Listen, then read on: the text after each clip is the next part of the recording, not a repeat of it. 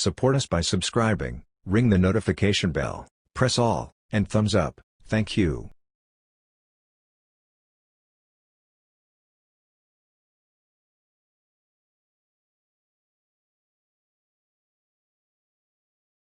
More than 700 miles of pedestrian and vehicle barriers currently exist along the U.S.-Mexico border. In response to the President's declaration of a national emergency along that border, the U.S. Army Corps of Engineers formed Task Force Barrier to upgrade a portion of these existing barriers for the U.S. Customs and Border Protection Agency. It's not a new mission set for the Corps of Engineers. The Corps of Engineers has been supporting CBP, that is Customs and Border Protection, for over 15 years. Under Section 284 of Title 10 of the U.S. Code, the Department of Defense is able to fund the replacement of old barriers to fight drug smuggling efforts across international borders. What is unique about this mission is the scale of it and the time frame that we're executing it. Formed in the spring of 2019, the task force had the difficult challenge of awarding $2.5 billion worth of construction contracts in a 6-month time frame. In order to provide the contracting, design, and construction oversight for the DoD-funded project, USACE reached out to districts all across the country. There's volunteers from virtually every district and other organizations throughout the Corps that comprise Task Force Barrier, again, what I like to call the team of teams.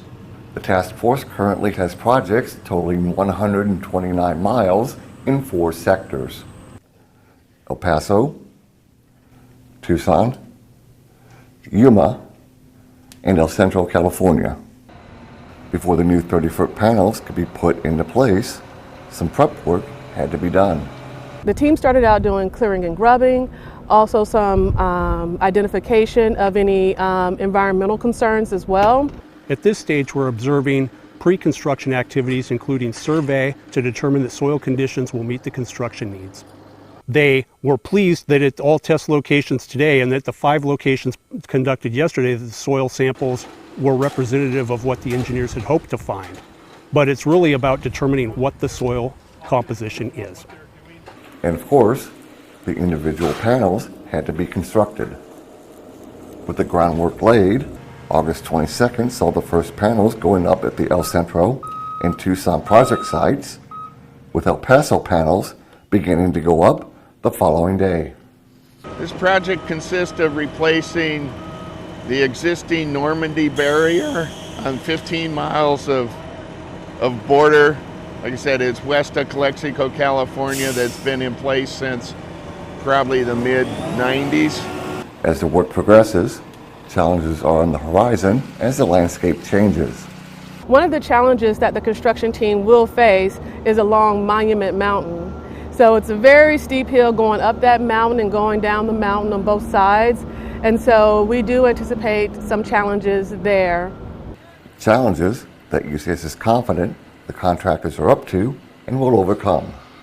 Once these crews get used to what they're doing and how they're doing it, their production rate will go up, will continue to go up. USACE anticipates completion of the current contracts by December 2020. Mike GLASCH, Chief of Engineers, and we're on the road again. Today we're in the Rio Grande Valley with the great Southwest Division. We're down here doing border wall construction, and with me is Colonel Ken Reed. He's the commander of the Fort Worth District. Ken, I think your division right now is doing about 205 miles for the Department of Homeland Security, CBP, and they're in the process of doing it through the FY 17, 18, and 19 appropriations. Most of the walls that I've seen so far are almost flat out in the middle of the desert. This is something very, very different. Help us to explain a little bit about the depth of the program that your district's involved in and some of the work we're doing. Rio Grande Valley. We're doing ledge fall. Okay. And what's behind us is ledge fall. Okay? What we're going to do is we're pouring a concrete levee wall and put bollard on top of it. It's about 34 feet total distance, but for the greater Rio Grande Valley area, the district's doing 85 miles of construction throughout the area. So you got a great team here. I met with all your civilians, your senior leadership. Captain Joe Derlin's a project engineer out here. Joe, the Colonel described a little bit about it in the macro, but right behind us is an unbelievable sight. You got guys putting concrete in.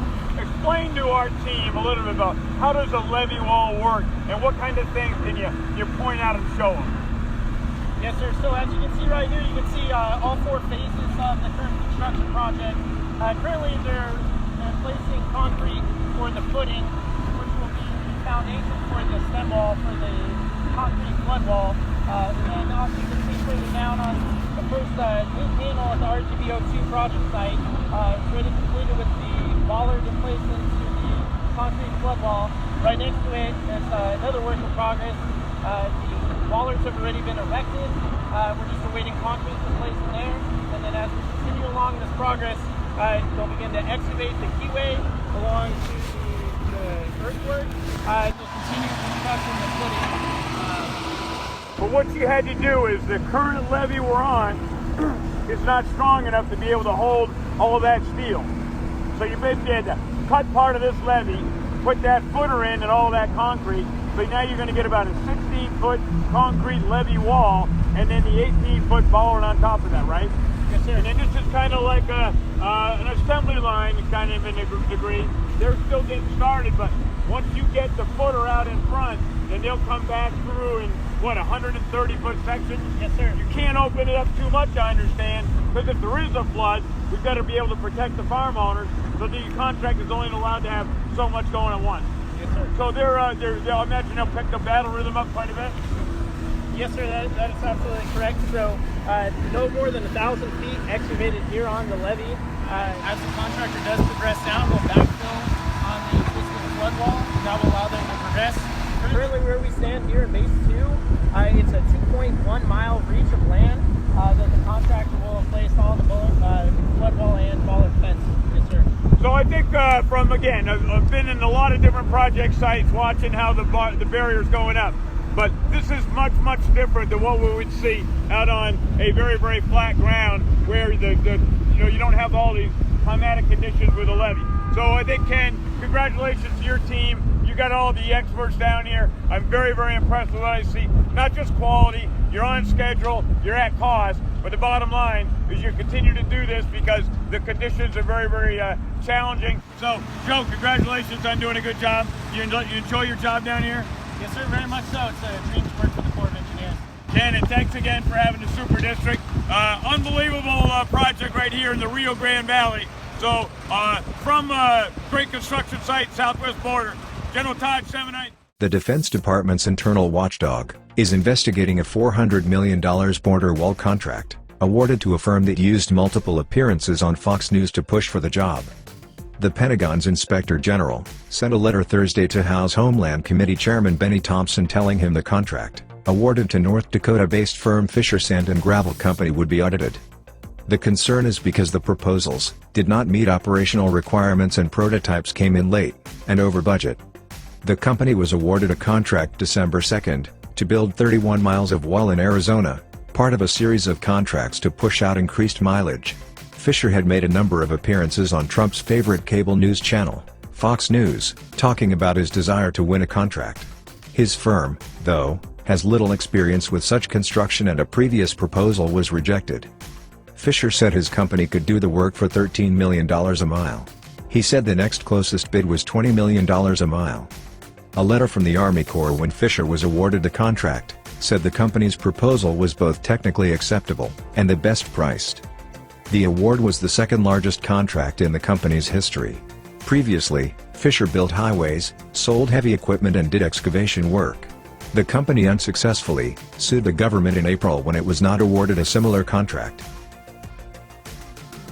Anyways, thanks for watching and don't forget to subscribe and press all in order to keep up with updates.